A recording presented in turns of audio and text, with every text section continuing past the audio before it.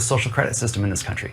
And some of the people at the top, they really, I think, are convinced that the only way we can beat China is if we build our own social credit system and if it's even more powerful than theirs. I don't think that's true, but I think people can tell that we're being sort of herded in this direction into a kind of cyborg vivarium. And once we get in there, it's not going to be America anymore. Okay, a cyborg vivarium sounds like a pretty good sci-fi novel.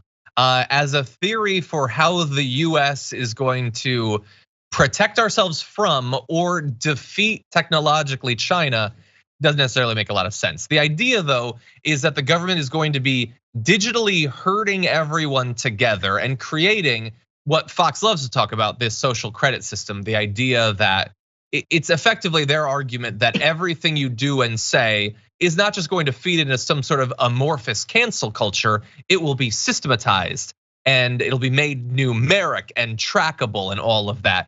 Now, there is no evidence that anyone has this as even an aspirational goal, let alone an operational imperative that this is actually being done. But that's not going to stop them from discussing it. That's James Poulos, by the way, on with Tucker Carlson.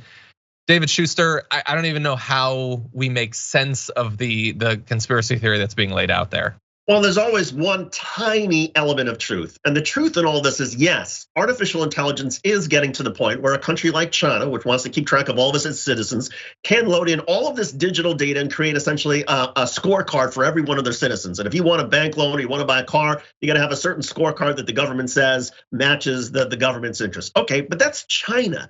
There's none of that's happening in the United States, unless you want to talk about maybe your credit rating. But I mean, we are a very different society. And again, it gets to this idea that so many people take one tiny little element of truth that artificial intelligence is getting better and suddenly use that to frighten their audience, because they know that a frightened audience is more likely to watch you and be aligned with Tucker Carlson because he's the great protector. He's warning you about it. It's nonsense. Yeah.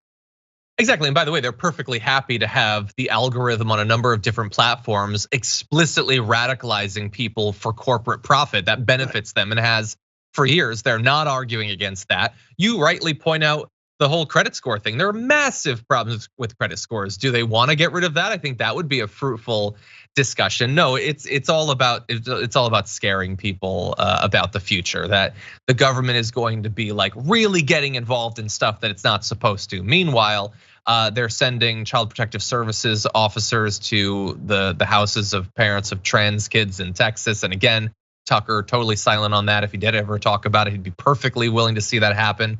Some of these, as you said, they're not only grains of truth, they're grains of this is an interesting, potentially fruitful area for discussion, but they will never hit the actual interesting parts of it. They will hit the dramatic conspiratorial parts of it, whether it's cyborg vivariums or James Poulos has also talked about how Bitcoin can immunize America from cancel culture.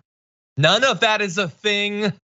None of that is anything. I don't know, David. I find sometimes trying to keep up with the narratives to be kind of exhausting. It's exhausting, and it's also so sad because it feels like here's a missed opportunity. You could have a really interesting conversation about, well, how do we harness artificial intelligence and try to make sure that down the road there isn't this sort of electronic scorecard like they're trying to develop in China. But if you're having a rational conversation and perspective, that's one that could be enriching and could actually maybe attract a larger audience of people like, oh, I kind of find this interesting. But when you go to the conspiratorial extreme and say, oh, this is happening and this is dangerous and we all have to watch out, that's where it becomes just the theater of the absurd and doesn't help anybody and simply wastes everybody's time.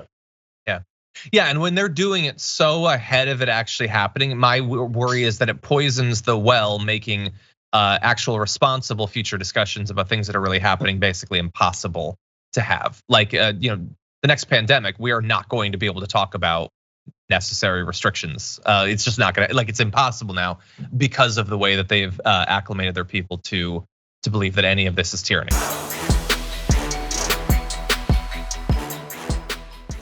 Check out the Damage Report podcast each day, wherever you get your podcasts, whether Pocket Casts or Stitcher or iTunes. You can join me as I give you the news and stories you want, with a range of co-hosts and interview guests jumping in on the fun each day. Again, that's the Damage Report, wherever you get your podcasts. And if you get them at iTunes, don't forget to rate and review. Sometimes I'll read them live on the show.